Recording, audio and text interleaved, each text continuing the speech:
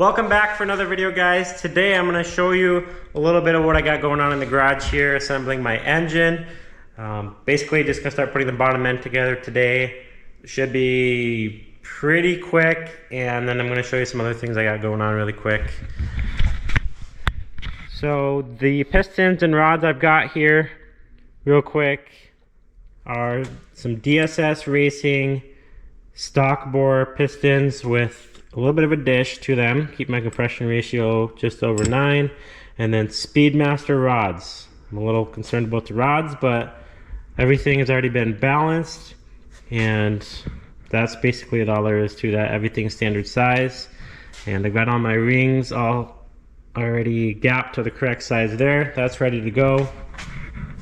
Heads are all ready to go. I went through them, put some new valves in, new valve seals. Crankshaft's ready to go. Obviously they balanced it.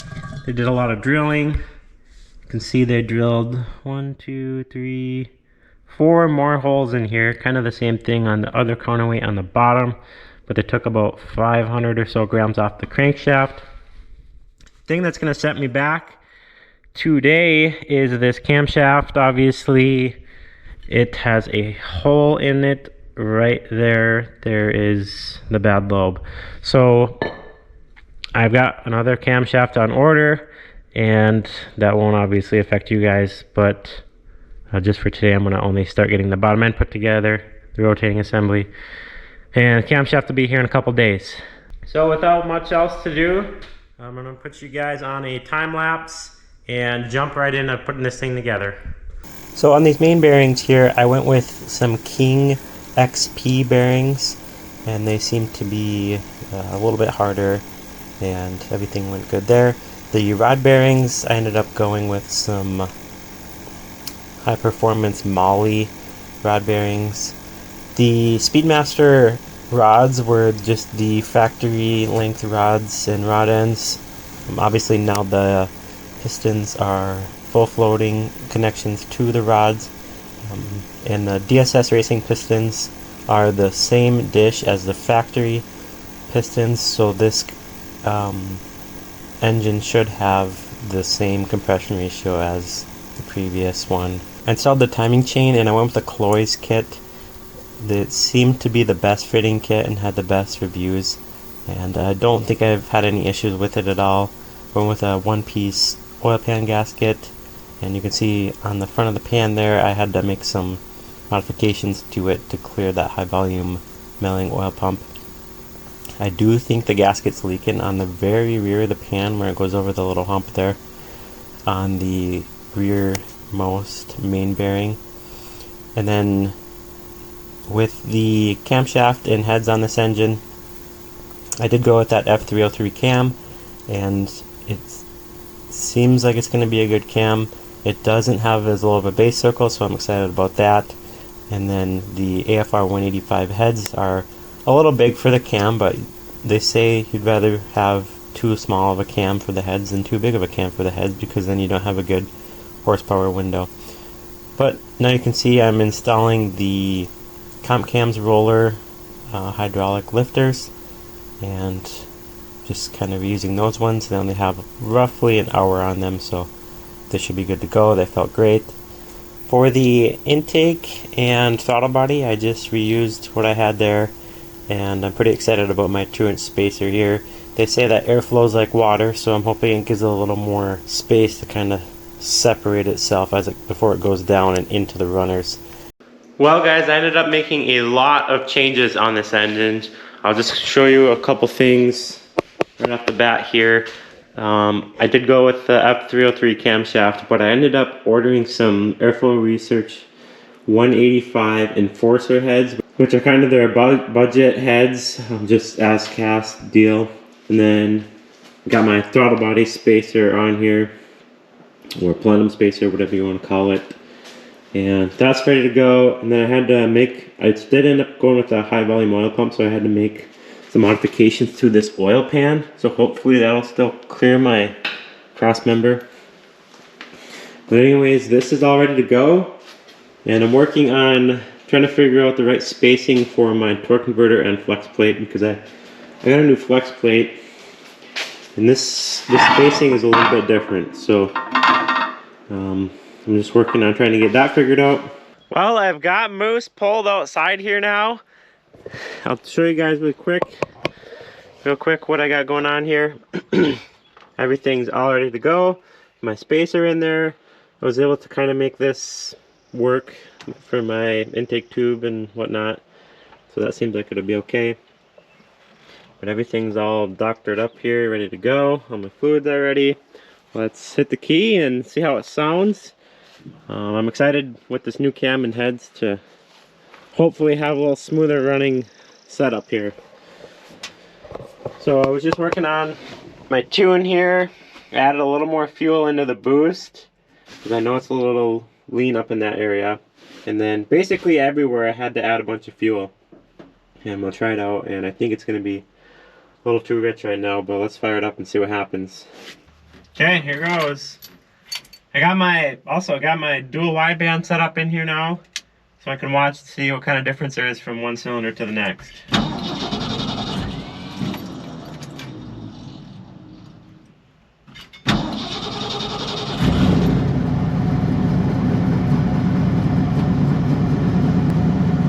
Showing we're running a little rich right now, at about 11 to 1.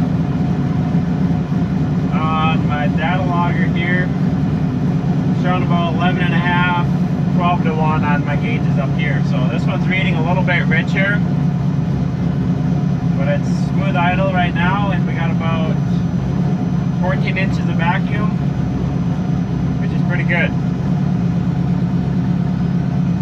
So let's let it warm up here. It says coolant temperature. We're starting to lean out. We're getting closer to 13 to 1. So just kind of heavy fuel on the start up there. Coolant temp's already up to 110. We got 63 psi of oil pressure. So we're looking good. Let's do a little walk around the outside here while we wait for it to warm up.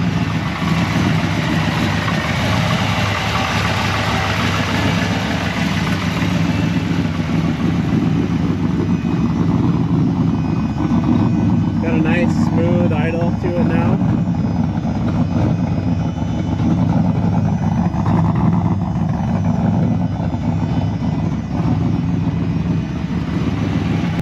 The air-fuel ratio is starting to get dialed in a little better, and there's a little difference there, about 0.5 or so, a little bit richer on the top one there. I still got to figure out which one's which bank, so maybe I'll try to figure that out really quick while it's warming up.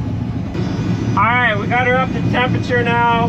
Coolant temp's at about 190, and air-fuel ratios are a little closer to 14. To figure out that this is bank 1 and this is bank 2, so the driver's side's on the bottom here, and it's running a little bit leaner, so that would explain why that side blew up on the old engine.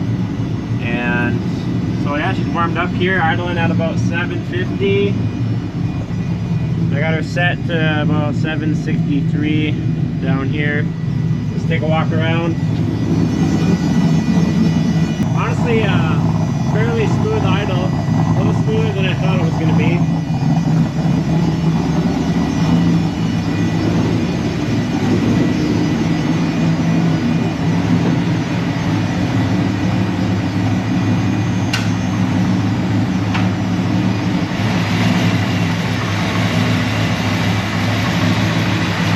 Everything's looking good under here.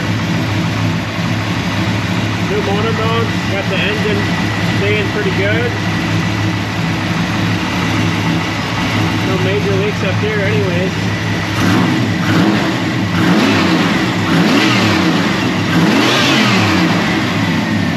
Let's give it a couple of revs from in the cab, see if we can get a turbo.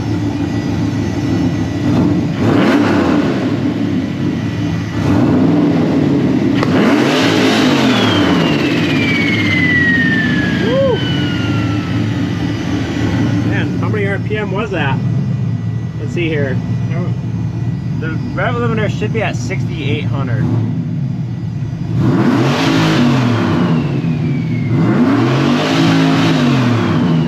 About 66 something on that one, so let's quite a bit of RPM actually. Alright, let's get this thing shut down. Woo! Turbo's definitely still spooling up pretty good. Sounds like it's spooling a lot better. Alright, let's take this thing for a little bit of a test drive. I'm probably not going to hit anything too hard because the tune's probably super rich still. So let's just take it for a nice little cruise here.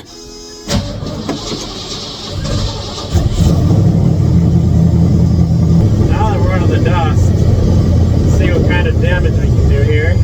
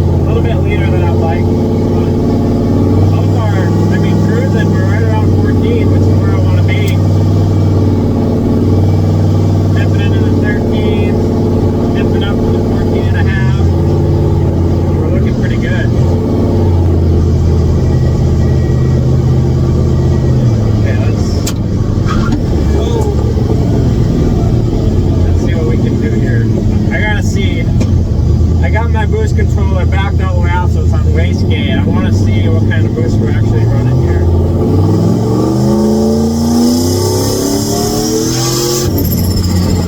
About 8 pounds of boost, which is plenty for now.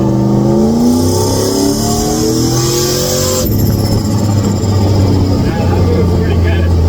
Yeah, I would like to do a down log here and see what kind of numbers I'm getting here. Crazy, this car right there is just sitting there. It's like they're waiting for me to go or something. Anyway, let's start the data log here. Says we're started. So I'm just gonna do some driving, get some data going here.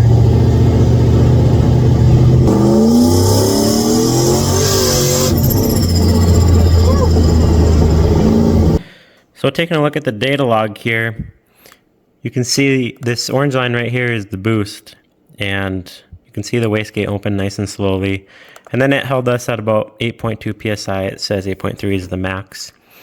And so we started making boost roughly right about here, which is 3,900 RPM. And then, you know, we hit full boost roughly 52, 5,300, and then I ran it all the way to 5,800, which we have probably another close to 1,000 RPM left before I hit the rev limiter. But I was getting scared. This solid green line right here is the target airfuel ratio, and then this kind of neon blue line is the actual airfuel ratio. However, this, where this O2 sensor is located, is right there. It seems to be reading a little richer than the other two that I have in the Y pipe, just down from the headers. So the fact that this was at 8.3 or 9.8 right here, it's kind of in a strange area here, because we were looking really good here, and I was looking a little lean on my two gauges in my dash here.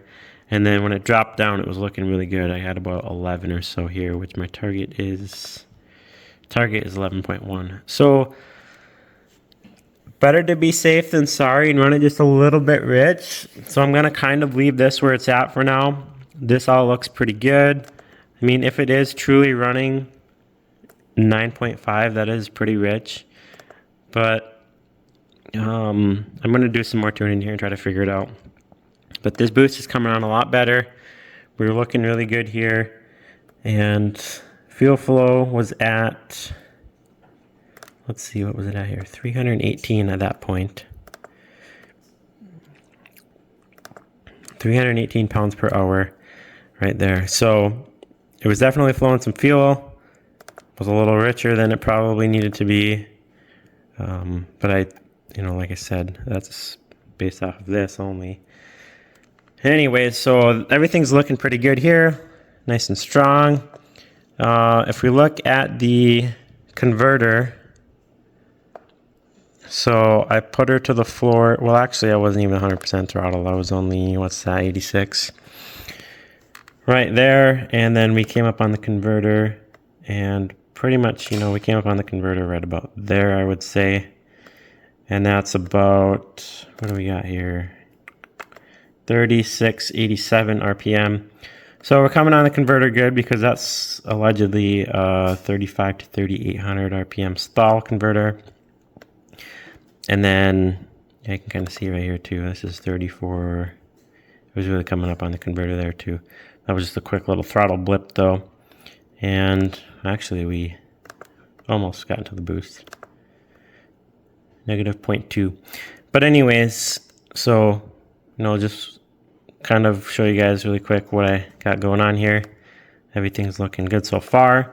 Now that I got a bunch more energy and money in this engine, I'm going to try to pay a little closer attention to the tune, keep it a little rich on the safe side, and go from there. At this point, as far as the truck itself goes, I just got a couple things I need to finish up here in the cab of the truck and in the engine bay. But I need to get my sensors on my shifter, hook up a couple things like the backup lights, the neutral safety switch, get my cover on it. Oh, and I need to make some bracing for that shifter mount, which I love the camshaft, but just gotta add some bracing to that guy. Otherwise, pretty much done in the cab. And then I ordered some little bus bars for my wiring up here. This is just a huge mess. I think I counted 9 wires here the other day on my ground for all my, you know, it's just for like my switches and my gauges and, you know, 2-step trans brake, that stuff. And then I have the same thing going on kind of down here. So I ordered a couple bus bars and I'm going to get that straightened out a little bit.